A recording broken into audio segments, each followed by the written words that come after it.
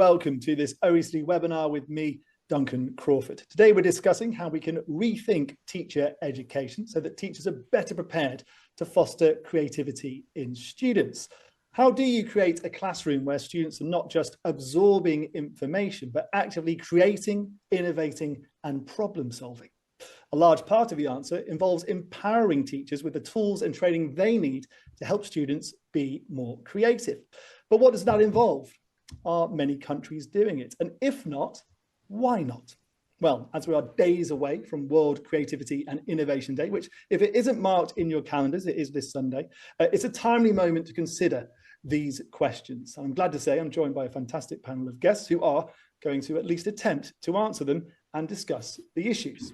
Joining me on the panel today, Maria Wallin, Director of Institute from the Ministry of Storytelling in Sweden, Billy Freeland, a primary school teacher from Kent City Elementary School in the US state of Michigan, Jennifer Mansfield, a senior lecturer in science teacher education from Monash University in Melbourne, Australia, and Cassie Haig, an OECD analyst from the Centre for Educational Research and Innovation right here at the OECD, of course. Thank you so much for your joining me today, and thank you to those joining us in the audience. Before we do start things off, let me speak to those who are joining us. Please do get involved. If you'd like to get involved in the chat by sending in your questions, please do so. There is a chat function at the bottom of your Zoom screens. Please do try to include your name and where you're from, and I will try to get through as many of those questions as possible. I can see there's people joining us from Portugal, from Turkey, from Oman, from Belgium, from Spain, a whole host of places. This is a very international webinar, so welcome. Right then, let's kick things off. First up, let's hear from Cassie Haig, who's going to talk more about the role of teacher training in supporting creativity in schools. Over to you, Cassie. Thanks, Duncan. So, just really to set the scene to start off with, I invite all of you that are watching to kind of picture in your mind's eye a science lesson, a mathematics lesson, a geography lesson, in which students are developing their creativity. And really try to get specific. So what are the students doing? What's creative about it? What are they learning? What's the teacher doing? How's the activity structured? What kind of feedback are students getting? What does the classroom environment look like? Is it even in a classroom?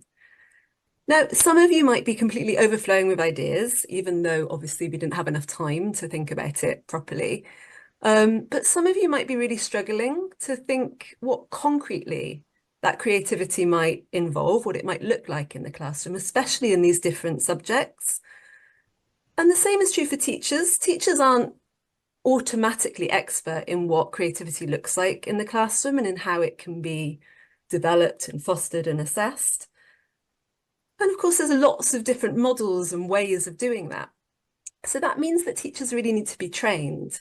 And I say be trained, but that sounds like something that we're kind of doing to teachers. And actually what research suggests is that teachers need to have the opportunities to actively develop their own approaches to creativity that they can kind of own. And that needs to happen kind of both in their initial teacher training, so before they become teachers as they're learning how to teach, and as they go through their careers in kind of continuing professional development or professional learning. Most people today now agree that creativity is really important in today's society. It helps support well-being. It helps young people rapidly adapt to a changing world. It helps people address complex problems. The World Economic Forum's report, The Future of Jobs, finds that analytical and creative thinking are now the most important skills for workers. And we also see that importance reflected in curriculum documents in schools now. The OECD recently surveyed policymakers of countries and economies that participate in the OECD Programme for International Student Assessment, or PISA. And they found that almost all of the surveyed jurisdictions now explicitly include creativity or creative thinking in the curriculum. but only about 68% of them include learning how to support creativity in their kind of formal requirements for teacher training. And only around 40% of them explicitly make reference to issues like learning how to assess creativity in their formal requirements for teaching. And of course, even when it is mentioned in the official documents, that doesn't necessarily translate to really high quality teacher education on the ground for creativity. In fact, 51% of PISA jurisdictions stated that a lack of training and resources for teachers was a major barrier to implementing creativity across the system. So that's why, as Duncan said, on this occasion of World Creativity and Innovation Day, we're highlighting the role of teacher education and offering some examples of work that is going on to bring creativity and teacher education together, as well as discussing what more could be done in that area. And that feels really timely because, as many of you will be aware, the 2022 PISA assessment actually included a module on creative thinking, and the results of that are going to be out on the 18th of June. So that's going to provide a really useful snapshot of kind of how systems are doing in developing students' creative thinking. But it's also a really great opportunity for the international community to kind of come together and discuss how we can better support creativity and creative thinking in education. And we also have a project at the OECD that develops practical resources for supporting creativity across education systems.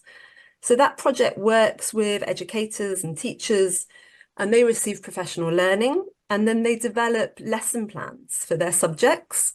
And those lesson plans include a kind of explicit focus on developing student creativity and critical thinking. And that's based on a shared definition of creativity that we set out in rubrics. And the teachers then go out and try those lessons in the classroom. They monitor the results, they improve them over time, and then we publish the final versions to show kind of examples of concrete ways that creativity can be fostered. And there's also a higher education strand, which involves many different subjects, but it includes a strong focus on teacher education. So people that are working in higher education institutions, training teachers, and they, much like the teachers themselves, develop approaches to creativity and try them out. And that's about helping candidate teachers both support their own creativity and develop methods to support their students' creativity in the future. So that project takes place in 23 countries in total. And one of the panelists today actually participated in that project. But during the course of it, we've learned an awful lot about what educators need to learn in order to develop creativity. So one of the recent developments of that project is that we've brought all of that learning together in a professional learning framework. And the idea is that that's going to be adapted and implemented to support teachers and teacher educators to develop creativity. And I'll say a lot more about that later, but the development of that framework is really a recognition that teacher education is really important as an enabler of creativity in education. So that's all I have to say. I'm really looking forward to this discussion, and I think we've got a great panel here of people that are involved kind of really on the ground in supporting creativity in teacher education and in schools. So I look forward to talking more. Thank you so much for those opening remarks, Cassie. Lots of interesting information there and lots of interesting questions being posed as well. So let's get right into it. Jennifer Mansfield from Monash University in Melbourne. Why don't we start with you? You teach candidate science teachers and have also been involved in the OECD project for creativity and critical thinking. So I suppose it's an obvious question to start. Why is it important to teach prospective teachers about fostering student creativity? Absolutely. Thanks, Duncan. Well, first of all, teachers are the professionals who are supporting the young people to develop into the adults of the future. But when we think about preparing young people for the future, there's a lot of uncertainty. What sort of future are we actually preparing them for? And how can initial teacher education support the teachers of tomorrow to best support the young adults of tomorrow? And so we can help them develop things like skills, dispositions, resilience, for example, comfort with uncertainty, problem solving, but probably all of these skills require a bit of critical and creative thinking, and they're underpinned by them. So my experience in the OECD project was to actually look at how we were infusing critical creative thinking into our teaching in initial teacher education. Okay, and if you don't mind me asking you a quick follow-up, what's the situation at the moment then? Would you say many of the wannabe teachers you teach have a good grasp of how to support creativity, or is there a blank space for many of them at the start? I think there's a bit of uncertainty around what critical and creative thinking looks like and feels like. Critical and creative thinking are an integral aspect of the Australian curriculum, but importantly for myself in science education, creativity and critical thinking are integral to science as well. And so it's something that our pre-service teachers need to teach, but there's not necessarily a really good understanding about what they look like. A lot of people agree they're important, but if we start to try and break down what creativity means, sometimes we can just say, oh, well, it can be a creative output, but not necessarily giving enough weight to creativity itself in terms of process.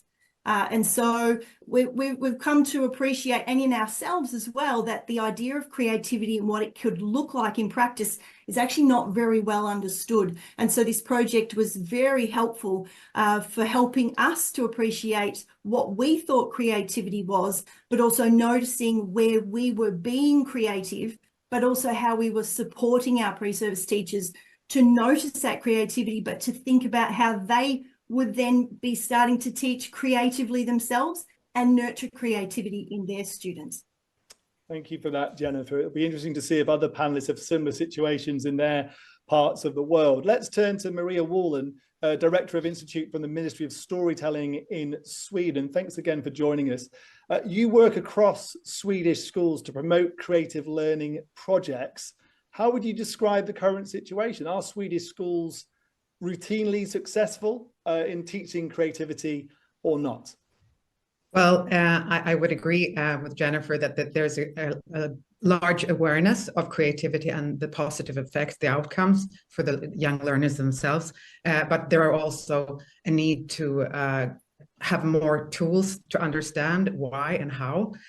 So that's, and in brief, what we do at the Ministry of Storytelling, we work with socioeconomically underprivileged schools across Sweden by supporting both teachers teaching and their actual learning. And also, of course, that involves the young learners themselves. And what we do is that we rely on research and proven experience when it comes to the aesthetic learning processes, with creativity and storytelling as a multidisciplinary kind of core in all we do.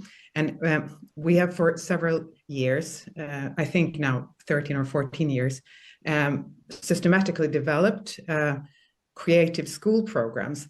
And we do it in collaboration with up to now, I think about 7,000 teachers from these schools. And that's I would very much like to emphasize that is a very important and vital part of our work, to listen, to understand, okay, does this work or doesn't it work? And why and how can we support you in your teaching for the sake of the students, of course. And what we do is that in our method, we rely on three basic components, and which kind of follows the principle of show and do, don't tell. And these three components, they combine the theory, the practice, and also, the theory, the best practice, I should say, peer learning, and also working tools. We give the schools different kinds of like teacher guides, lesson plans, but also artifacts, well-crafted artifacts in the purpose is to awaken the meaningfulness, the curiosity among the young learners. Why do you think promoting creativity is so important? And just a quick follow-up to you, is it more important now than it was, say, 30 years ago? Well, as Cassie and Jennifer have discussed, we have a very complex society, and these kind of future skills are, of course, important for any person to navigate in a complex society. So that's one of the reasons how we see it, but also because creativity, if you find meaningfulness and if you realize that you actually are supposed to, you can be part of solving a problem, you can be part of a discovery and something new, that's very human. So creativity has always been important, but maybe more now than before. Okay, good to know. Billy Freeland in Michigan, let's bring you into this conversation, because obviously you're a primary school teacher, and for this panel at least, you are the voice of teachers. So there you go. How hard is it, in your view, to teach children to be creative? Oh, I think children are innately creative, but I think a lot of times our system and our curriculum tries to maybe use structures that kind of stifle that creativity. So I've had the chance to teach science using a very creative curriculum that allows students to play and then brings out their learning out of their play. We use structures such as a driving question board and digital platforms that allow students to be creative in a digital way. So I think students are innately creative, but I think a lot of times the problem is that in education, we've used curriculums that are very structured and they're learning vocabulary, they're reading text, and they're not interacting with maybe the phenomena that the science could present. So the curriculum that I've been trained on and that we've been developed and using really enhances creativity of students, and it allows them to first experience a phenomena, maybe go outside and observe a phenomena, and then ask questions about it. So I think it affords students their thinking and creativity first before you start doing readings and experiments and guide their learning in the secondary kind of activities. Thanks for that. Just to follow up with you, I mean, you described some of the sort of broadly methods and techniques you're using there. Are there any specific things, any specific techniques or tips which you would recommend to other teachers to get training in? Part of the training I received really taught teachers how to question students, and it puts the teacher in the role of facilitator rather than instructor. And so we might do an activity, we might make an observation, we might do an experiment, and the teacher becomes the role of facilitator, where I'm asking students questioning and scaffolding their thinking rather than giving them the answers. I'm asking them questions. And so really training myself, or being trained on how to ask questions and what type of questions to ask, has been really key to fostering creativity in science. Thank you so much for that, Billy. Let's bring in Cassie Hay again from the OECD. Cassie, from what you've just heard there, is this kind of thing happening in many schools around the world, or is it fair to say it's not really common practice at the moment? Well, I mean, I think it varies, obviously, depending on the sort of teaching traditions. As I said at the beginning, creativity is now featuring in the curriculum of many schools around the world, but actually implementing that on the ground is another matter. And it is sometimes a departure from the sorts of models of school where we're, expected to come up with the right answer, come up with the same answer as each other. So this sort of move that Billy's talking to questioning students, to using kind of driving questions where there might be multiple possible answers to that question, can be quite new in some context and to some teachers. And there are individual teachers that do it really, really well.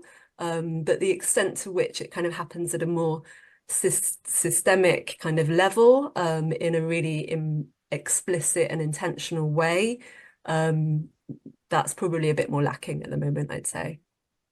Okay, thanks for that, Cassie. There are lots of comments and questions already coming in. Just to go through a few of them, Bev Friedman saying curiosity is linked to creativity. Kausal Yadav saying, in this rapidly changing world, creativity is the only tool to make young citizens resilient. And there's a question here from Wangpo Tenzin, who says, in most of the Asian countries, we see that teachers focus on content and ignore the development of creativity and creative thinking. How do we break this tradition, he writes. I'm not sure who on the panel is best posed to answer this one. Cassie, you just looked at me as I said those words, so I'm going to throw to you. Cassie Haig from the OECD, do you have any idea? How do we break this tradition which Wangpo Tenzin talks about in most Asian countries, that they're ignoring the development of creativity and creative thinking? Well, I don't think that's restricted to Asian countries. I think that happens quite often. We do often have curricula that focus on content knowledge, and of course content knowledge is hugely important. We can't move away from that, but I think what we tend to argue in the creativity project is that actually creativity, critical thinking can be developed as an integral part of developing content knowledge. So there's not necessarily a big divide between subject knowledge on the one hand and kind of competencies like creativity and critical thinking on the other hand. But in fact, there's ways to bring those things together. But it depends on teacher education, on kind of alignment across the system, so that assessment and evaluation frameworks link up with what's in the curriculum, and that there's a kind of openness to innovation and developing the kinds of teaching techniques that can support creativity. So it's about changes kind of both for individual teachers, but then also on the school level and on the system level, towards more openness to integrating these things in education. But I'm sure other people may also have ideas. Well, before we move on, I'll quickly ask, anyone else on the panel want to come in on this, or do you want me to move on? Silence. In that case, I will move on. Very good. Well, let's move on to what forms of teacher education there are to support creativity. If I can come back to Billy Freeland, I think it's a good idea on this one. Billy, I've been told you're involved in a project with the Create Center in Michigan. Tell us a bit about that and what it wants to achieve. Well, in my district, I'm from a very small rural district. We have about 100 students per grade level. And about 80% of them are economically disadvantaged. So we're just a small school that, you know, we don't receive a lot of support, or we don't have a lot of connection with professors at the university level and projects happening. And our school was chosen to be part of a study with Michigan State University developing a curriculum, multiple literacies, project-based learning, to promote science and this type of lessons that promote creativity and science. So we were asked to be part of the study just because of our economic position, that we fit the data that they needed to support their study. So it was just by chance that our school was selected to have this connection. And once that connection was built, it really changed my teaching. I was in a 5th grade classroom previously where I was being given scripted lessons. I was told what to write on my board, and I was really ready to walk away from teaching. I mean, I didn't become a teacher to read a script.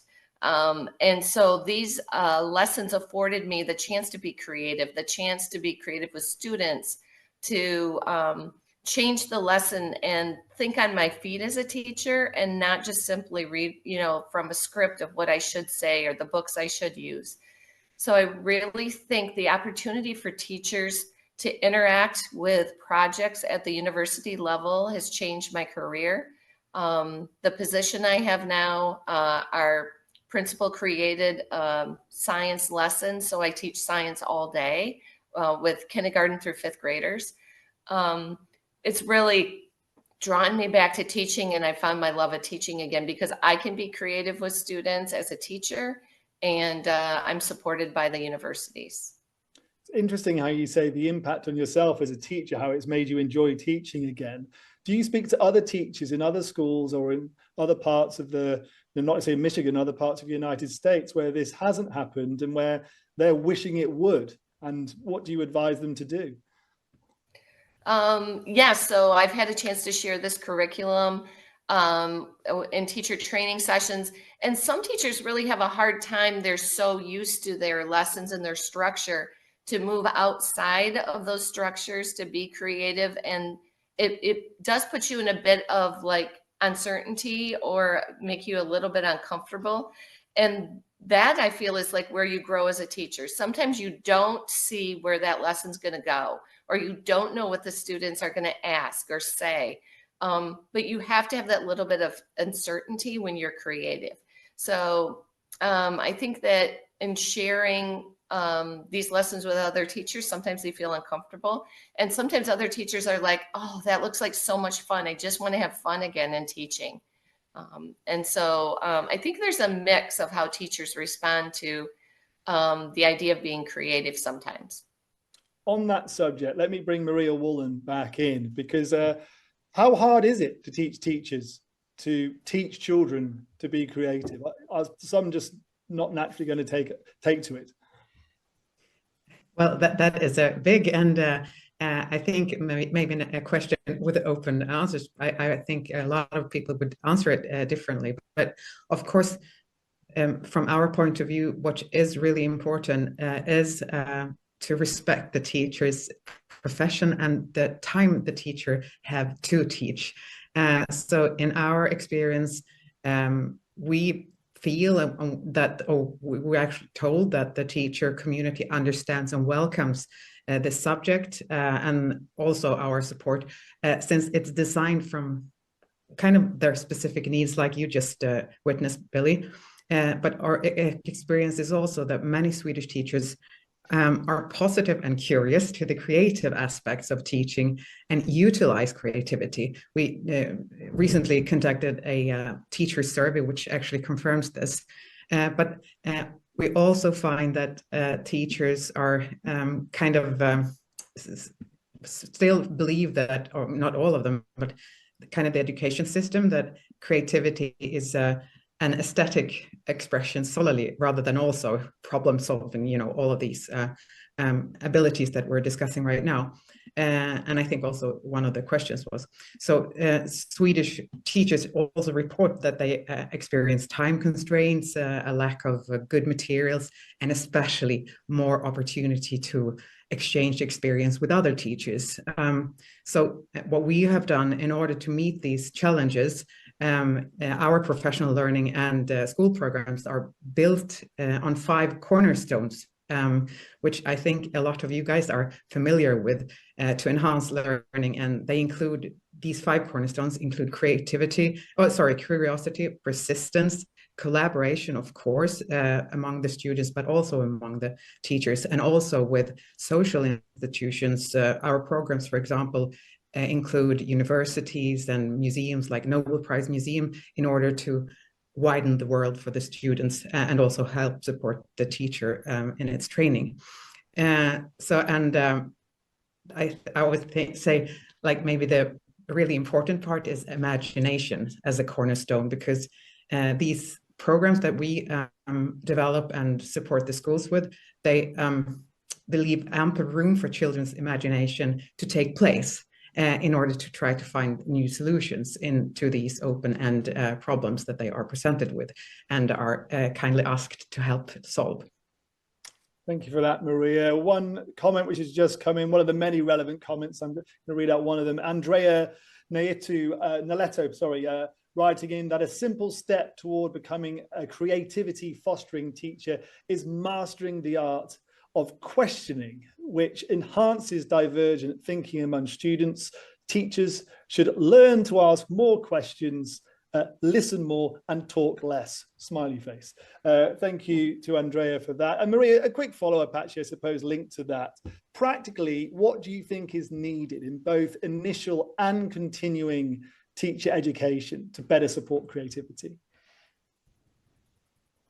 I think what we often encounter is that once the implementation of these kind of tools and these environments are introduced in the classroom, it kind of awakens creative ideas and teaching strategies that teachers may have used previously in their teaching or in their their training and been inspired by.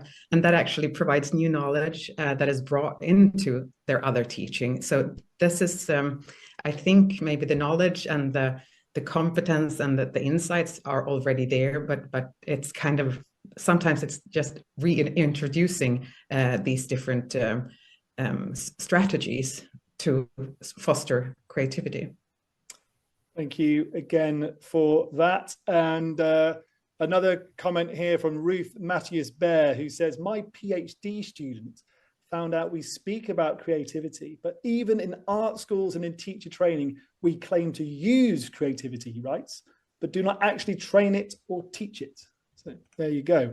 Jennifer Mansfield from Monash University, let's bring you back in. Sorry for keeping you waiting for so long. There's lots of different types of train the trainer projects out there. What sort of creativity promoting practices would you like to see put into place as part of initial teacher education? Yeah, absolutely, Duncan. So in our research that we did into our practice, we found that there were sort of three core elements we think are important. So first is becoming sensitized to critical creative thinking, particularly in our practice, but also developing a shared language and better understanding the nuances of what actually constitutes being creative. And then thinking about the conditions that we can create that actually nurture critical creative thinking in ourselves, but also are we modeling that and making it explicit to pre-service teachers? So in our research, we developed a shared language by using the OECD critical creative thinking rubrics, which helped us to actually name and frame it and break it down in a way that we hadn't thought about it before. And we did notice when we did that, we were actually being we were being creative in our teaching, but we were also asking our students to be creative in what they were doing, but also in their assessment.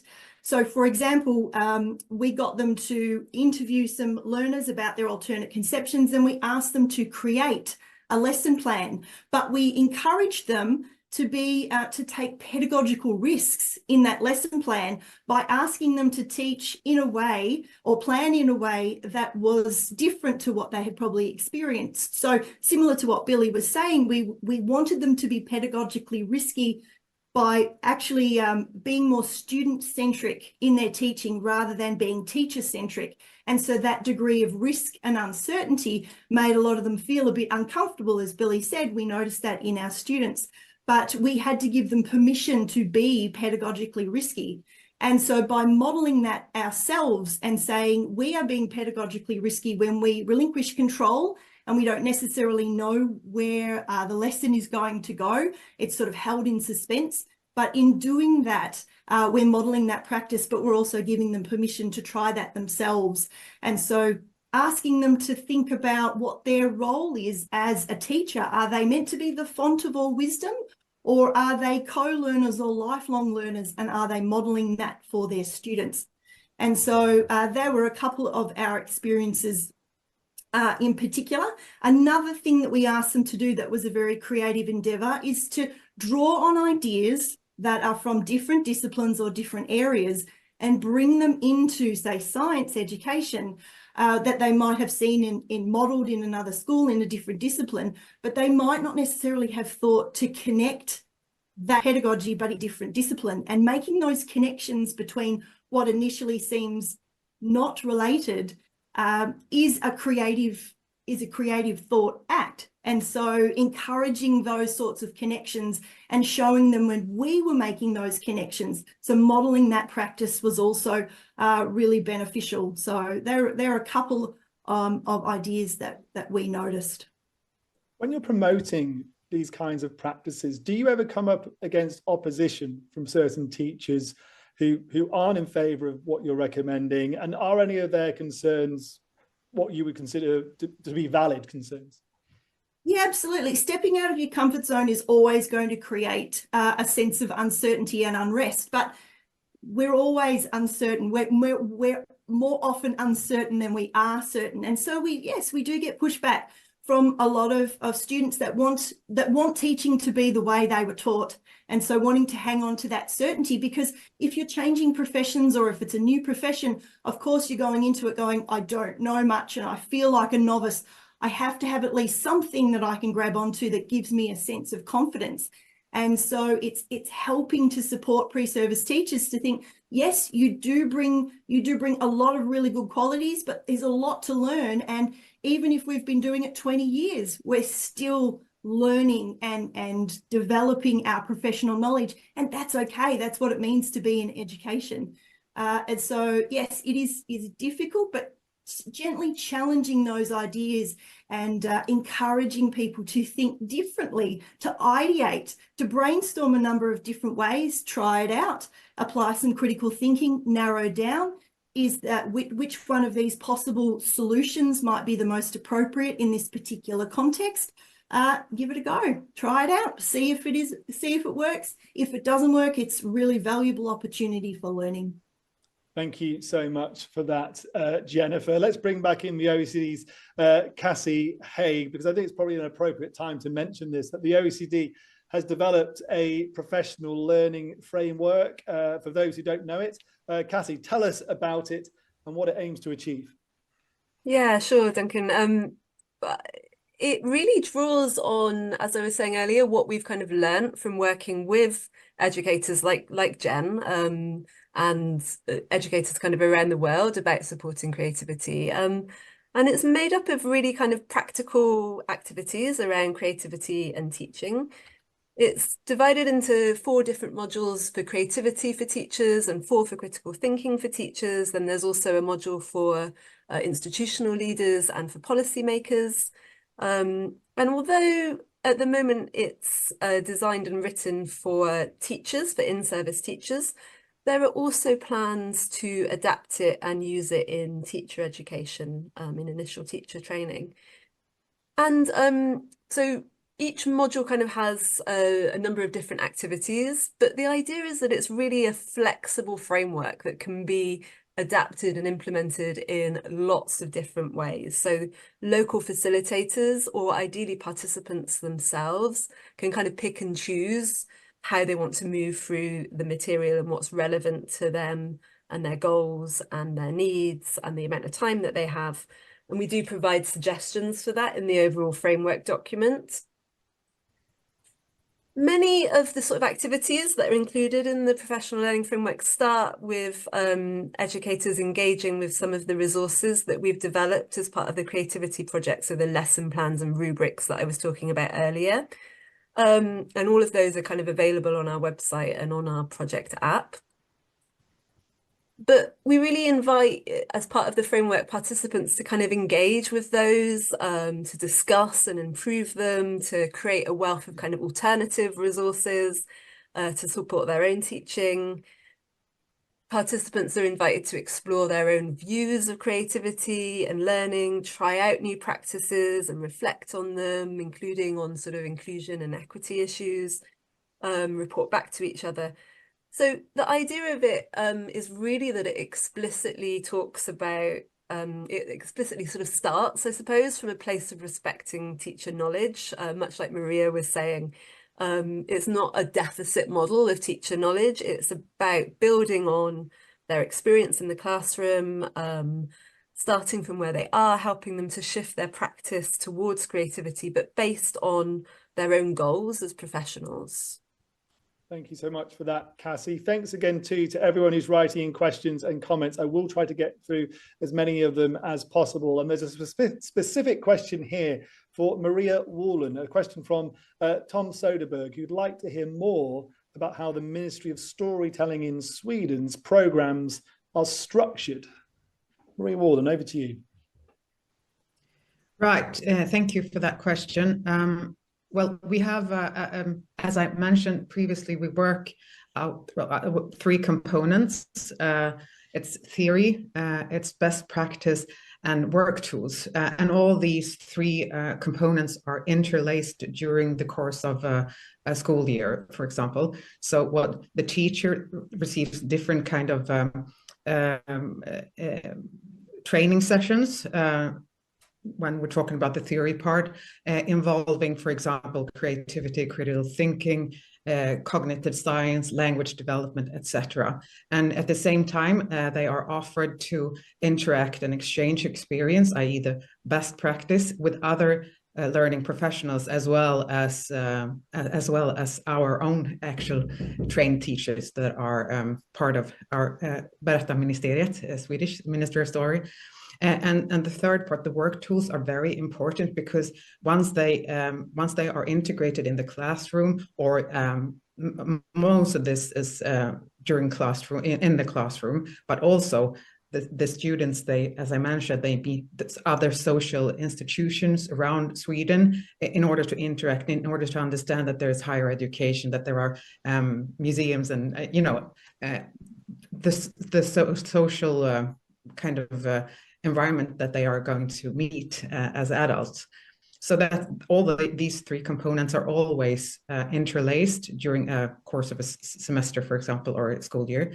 And then it's really, really crucial that the practice, that the teachers, they work together as a team in their teaching, and they practice it, and then maybe go back to theory, and then over to practice again. So it's kind of yeah, and the 5 components, curiosity, for example, is really, really crucial to make this feeling of I want to learn more in the students available and motivated. Thank you for that, Maria. Let's talk about policymakers and policy making for a moment. Billy Freeland, from your perspective as a teacher, what do you think policymakers should be doing about this? How do you think what changes would you like to see from a high level to further promote goals of, supporting creativity in the classroom? For me, it was at my building level, even my principal allowed a coworker and myself and created this position of teaching science. And I don't know that she had I think she had a vision of what the classroom could do, but she didn't really control like all of the aspects. And she allowed me as the teacher to make decisions about how I implement the curriculum. And she set up the schedule. She created the space. But I think allowing teachers to follow their instincts and passions individually creates that creativity in you as a teacher, that when it's on your shoulders and you have the chance to implement what you see as important along the guidelines of teaching the standards and using the curriculum, I think creating that open space for teachers to be individual and creative allows that ownership to be on the teacher. So I think, well, we can have like a national standards, we can have, curriculums that are recommended. I think allowing the teacher to make those choices at their classroom level and giving them that space without controlling every lesson that's taught every day allows the teacher to make those choices. And when you're making those choices, you feel empowered as a teacher to be creative and you're motivated. And then you can pass that on to your students. So I don't think that we need to step away from standards. We don't, or having expectations of what the students are learning, but allowing teachers to carry that out in an individual way puts that creativity back in their spirit of, teaching is a creative art, right? And if we expect teachers to all be the same and use the same words and have the same sentences on their board and be on the same lesson on the same day, it's really stifling. So I think that policymakers need to have expectations, have standards, but also allow teachers to look different and teach differently. Thank you for that, Billy. And I'm going to give you a quick follow-up if you don't mind, because there's a question here from Sarah Karigi, who says, giving students the freedom and time to reflect through teamwork and critical thinking and deep thinking would support creativity, but does learning and teaching creative thinking take more time? Are there time limits in the classroom which impede the teaching of creativity? I think that's the biggest struggle for me as a teacher is my given amount of time with students and all the things that I want to do with them and all the things I could do with them. And so that even causes me to do even more thinking critically as a teacher, because I have to limit and source my activities to the ones that I think they're going to be most effective. So that also puts that on myself as the decision maker in the classroom. When you do afford that time of creativity and thinking, students take it to a deeper level. You might not be able to cover as many activities, but when you're not doing, maybe busy work of copying vocabulary words or things that aren't, causing the students to think, that you lose, that you gain that time that students would have been doing those activities to foster more conversation, more creativity. And if you have to move slower to let students do more thinking, it's more valuable. Thank you so much for that, Billy. Let's bring back Jennifer Mansfield now. And I want to come back to the policymakers' questions, really, about what policymakers should be thinking about. From your perspective, are there policy changes which should be made which would make it easier in teacher education, both in initial and continuing teacher education, to better support creativity amongst students? Yeah, absolutely. Particularly in initial teacher education, in higher education, similar to what Billy was saying, there's a lot of contextual constraints that stifle creativity. So we've just had a change in our learning management system, and all of our units across the university have to have exactly the same format. Well, that might not necessarily work for different subjects who have different ways in which they're presenting their material to students. And the same goes for assessment. If we're limited by these contextual realities of how many assessment tasks we have to have, they have to be of a certain percentage, they have to be put through Turnitin, which is a plagiarism detecting software, for example. All of these complexities start to stifle the way in which we could include creativity into our assessments. And so thinking differently about what assessment might look like, particularly in higher education, is definitely something that policymakers could think about, because as Billy said, one size doesn't fit all. And as educators, we know our subject, we know our students, and we know the conditions that we want to create in order to be able to do the things we want to do and help them learn. And so I think a bit more freedom with that decision making would definitely be helpful. But then you have that question of, if you allow more freedom, are you still going to have equity? Is it still going to be, if you have a GPA, for example, will it be commensurate between different disciplines, etc.? So there are definite challenges. There's no right answer, but I think nurturing the capacity for creativity, allowing people to trial and error, to reflect on what went wrong, and to actually value process as much, or if not more so, than product, because we tend to think of creativity as a creative product, and we can have an arts bias where it's just how good or how pretty it might look and how creative it is. But actually there's a lot of creativity in the thought and the thought process. But how do you capture that? And then how do you assess it? And what sort of criteria do you put around it if you want to capture that creativity? And will putting criteria around it stifle the creativity? And these are not questions that are easy to answer, but there's certainly questions worth thinking about in education, and particularly in higher education. Thank you for that, Jennifer. More questions are coming in. I'm going to try to zip through as many as possible. Here's one for you, Cassie Haig from the OECD. It's a question from Fan Banath, who asks, how can we make creativity in the classroom when schools have less resources and technology? Is lack of money and access to technology going to impede supporting creativity in classrooms? I think that's a really important question, and I will come to it in a second, but I just wanted to reflect on what the other panelists have been saying first, because I think it's amazing how often this question of a balance between sort of openness and structure comes up when we're talking about creativity. So whether it might be what the teacher's doing with students, like how they find that balance between letting the students kind of design part of the process and that kind of unexpected, leaving room for the unexpected, and kind of giving students structure and a scaffolded process. So how to find that balance, you know, whether it's for the institutional leader, how they find the balance between kind of making sure there's clear standards in the institution, but also giving their teachers freedom, or whether it's at the policy making level, how we find the kind of balance between clear kind of controls and standards and also giving teachers autonomy. I think that's just a really important sort of central question that we see coming up again and again. So I just wanted to reflect on that because I hear it coming up from the other panelists. And in terms of resources and technology, I think that is part of, resources are clearly part of the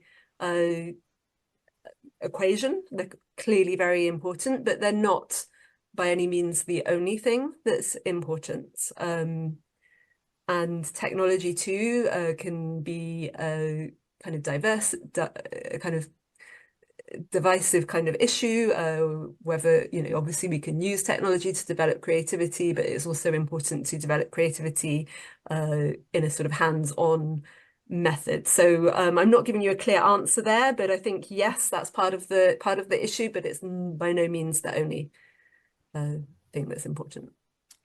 Okay, thanks for that.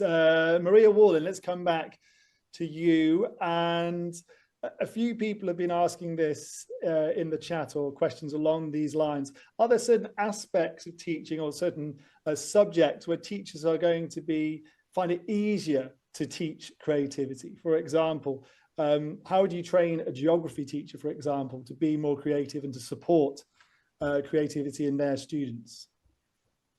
Well, that is a good question also, because that is what I know a lot of different teachers discuss or think about. Like, I'm the maths teacher, could I do this? Or I'm the geography teacher. But it's of course innate in all subjects. That's what we do. And I would like to say also regarding the policy discussion also that we notice that creative learning may actually be a dormant potential in Swedish education, which probably is why we get so much positive feedback from the teachers and the school managements because of the support that we offer. In order, Billy, you put beautifully word on the teacher profession itself, that it's actually a creative art that is daily performed. But to be more specific, what we do is that we both, no matter what the subject may be, it's important to make sure that there is meaningfulness. I return to that meaning because that's actually one of the drive forces. So you could have any, I would say any subject, as long as you have, like what we do is we both educate and provide practical tools, which boosts the teacher's confidence and peer learning, and without hurting or kind of narrowing down the autonomy of the teacher. So that is extremely important. So that is something that we have learned over the years through listening to all the teachers, but also, of course, higher education and science. Thank you for that. Billy Freeland, if I can bring you in on this, but on the same question really, are teachers teaching different subjects, do they all need to have training to help them learn how to make students be more creative? Are there certain subjects where it's more important than others? Oh, I think every subject has room for creativity. I think some teachers are more inherently or like structured and organized, and they're not as comfortable with creativity. But I think if they can have some methods for creative thinking and activities in their classroom given to them, and feel like they have the freedom to, share those activities with their students, I think they would be more comfortable teaching in a creative manner. I see more creativity like in our math classes. There's games that are being brought in, and something called Number Corner, where the students are sitting in a circle and talking about a problem in math and sharing possible solutions. And so they're being creative in math and how there's more than one solution to a problem, and sharing their thinking and how they solve that problem. So I think every subject area has room for creativity, and I think it's the teacher's comfort level with that creativity and how they could bring that into their lessons. Thank you for that, Billy. James Michael Walker writes, yes, Billy Freeland, so relevant to perceive creativity throughout its transversal contribution. So you have one supporter there at least. We're into the last few minutes, I'm afraid, of this webinar. Thank you to everyone so much for your questions and your comments. I'm not going to have time to get through any more of them. As we are running out of time, I want to ask our panel to look into their crystal balls for me. How likely do you think it is that teachers will be trained more widely to be more creative and help students be more creative in, say, the next 5 to 10 years? Maria Woolen, why don't we start with you? I would say that since it is very crucial, we will make it happen because that's we are creative beings. So in one way or the other, but it is really important that we kind of succeed with this and in different ways, that the teachers find themselves is something that is also being not only the results for the student, but also for the teachers themselves. You know, the joy of actually creating something through teaching. Thank you for that. Jennifer Mansfield, what about you? Are teachers going to be trained more widely in the years to come to ensure they support student creativity? Yes, I think so, Duncan. We're seeing it become more prevalent in curriculum documents. We know the Australian curriculum has it as a cross-curriculum capability. And so, yes, there's going to be more demand for how can we actually teach critical creative thinking in classrooms. So I hope that it will become much more prevalent in education sectors for sure. What about where you are, Billy? Is it going to is it a hope, or do you think it's definitely going to happen? Is what's happening in Michigan going to spread across the whole of the United States? Oh, I hope so. I think so. And I think in places where you wouldn't normally think of it, I think in digital techniques and programs that students are interacting with digitally, I think they're showing creativity there. And I think about the big problems that this next generation is going to face, you know, global warming, cancer, just so many problems that need creative solutions. So we're going to need to teach creativity. One thing I think schools are doing is involving business partnerships and connecting students to professionals. And I think that's a strong way to move towards creative thinking in our students and those careers that we hope they have. Thank you for that, Billy. And last but not least, the OSD's very own Cassie Haig. Now, Cassie, I'm not going to suggest that you should be negative here, but I'm asking you from a global perspective, not just one country, all countries around the world. Do you think we are going to see teacher education having more of a focus on supporting creativity across the world, or not, in the next few years to come? Wow. Well, what can I say? Education systems can be slow-moving beasts, and when you change one thing in an education system, you have to change a lot of other things to make sure that the education system is aligned and that everything is kind of working together in a coordinated way. So that can be quite slow, but I think COVID-19 showed us that education systems are also really adaptable and responsive when they need to be. I think that this amazing panel has shown us kind of some of the really thoughtful ways that people are thinking about practice and kind of striking the balance between making sure that there's a clear focus on standards and integrating creativity across the curriculum. So I think, yes, lots of room for hope, but there's also, of course, lots of challenges too. Okay, right. Thank you to all the panel, and thank you to all of you watching as well. If you want to learn more about what we've been discussing, then please go to the OECD website, where there's lots more information about creativity in education. Also, look out for the upcoming launch of PISA 3, which focuses on creativity in education. I have had a sneak peek, and there are lots of interesting findings. You'll find out more about that in a few months' time. Thanks again to all of our panelists. Thanks to the production team behind the scenes. We will have more webinars for you soon. Please do join us again whenever the next webinar is. All the best.